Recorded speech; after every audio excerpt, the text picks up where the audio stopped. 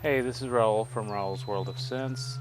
I recently got a question about interfacing Dotcom modular systems with Doepfer modular systems, and I thought I'd share a little bit of the information that I found just trying to get this done for myself.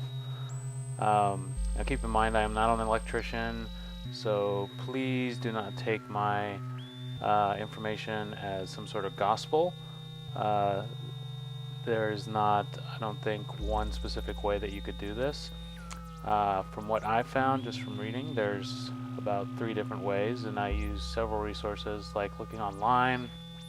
I emailed Roger Arick from synthesizers.com, talked to the Doepfer Yahoo group, basically asked them all the same question: how can I interface a Doepfer system with a Dotcom system? And I got some pretty good feedback from people, and this is what I found.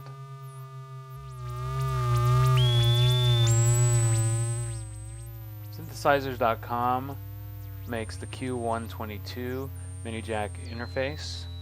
This gives you 8 1/4-inch jacks and 8 1/8-inch mono jacks. Now you can use this to convert from 1/8-inch mono to 1/4-inch mono, or in the reverse, so you can go 1/4-inch mono to 1/8-inch mono, or you can use it as a combination of the two. You can have 4 1/4-inch to 4 1/8-inch mono, or you can have 4 1/8-inch mono to 4 1/4-inch mono. This is the one I chose due to the lack of cabinet space in my Dotcom modular.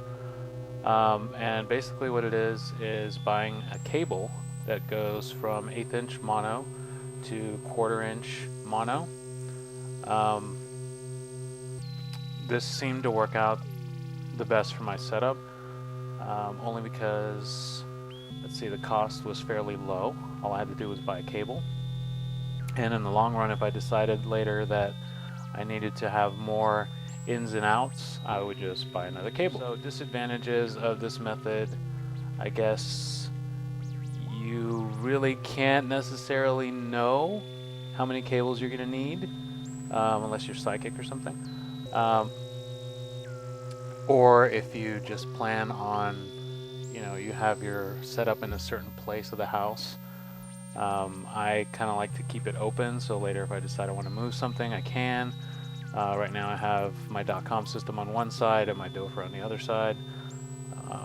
And so what I did, sort of extending on this method, was I bought 1/8-inch to 1/8-inch mono to 1/4-inch mono cables, and then I bought them at different lengths. So I got a couple of 1/8-inch mono to 1/4-inch mono 3-foot cables. I got some 1/8-inch mono to 1/4-inch mono 5-foot cables, and then I thought I might need a couple. I got 1/8-inch mono to 1/4-inch mono 10-foot cables. Not as many of those as I would have thought I needed, but just in case, you never know. When you get desperate, you might need an extra cable or two. I actually emailed Roger Arick from synthesizers.com and asked him, are there any advantages or disadvantages of using one versus the other? And he had actually recommended via email to just buy the 1/4-inch to 1/8-inch mono adapters.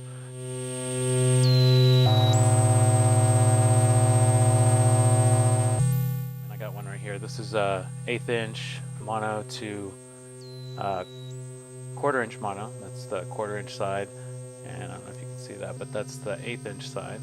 So the 1/8-inch cable goes in there, turns it into a 1/4-inch mono on this side, and then it just goes in with your existing cable. Now going the other direction, I got a 1/4 inch mono to an 1/8 inch mono, and that's what this one is. So if you take a look at that, that's an 1/8 inch mono jack, and then on this side you got a 1/4 inch mono input. Pretty cool. I kind of had to wait a few days for the cables I ordered to come in the mail, and I really wanted to get started on it, and I wanted to try it. So what I ended up doing was I actually used both method 2 and method 3. I went to Radio Shack because I was a little desperate. I was like, gosh, I have to try this. So I bought a handful of these. So I just bought a bunch of these little guys and used them with my existing cables. I already had 1/4 inch mono patch cables and 1/8 inch mono patch cables, and I just used those with these adapters. That's the findings that I have and some of the stuff that I have found with it just from my limited experience of it. So I'm sure there may be other people's opinions on what's better, what's best, but method 2 seemed to work really well for me, and the quality is fine. I'm not getting a lot of noise. I'm not getting any hum. I'm not getting, any negative, I guess, repercussions from using that particular method. I can't really compare it to method 1. So there you go. That's the info. So take it for what it's worth, and hope you use it and have a lot of fun using synths. And just keep in mind what I said in the beginning. I am not an electrician and by no means 100% certified expert in 1/4 inch to mono cables. So I will encourage you to do a little bit of research on your own and maybe touch base with some electricians, or maybe even some more people with better knowledge than me. I'm sure there's a lot of those out there. So yeah, there you go. Have fun. Talk to you later.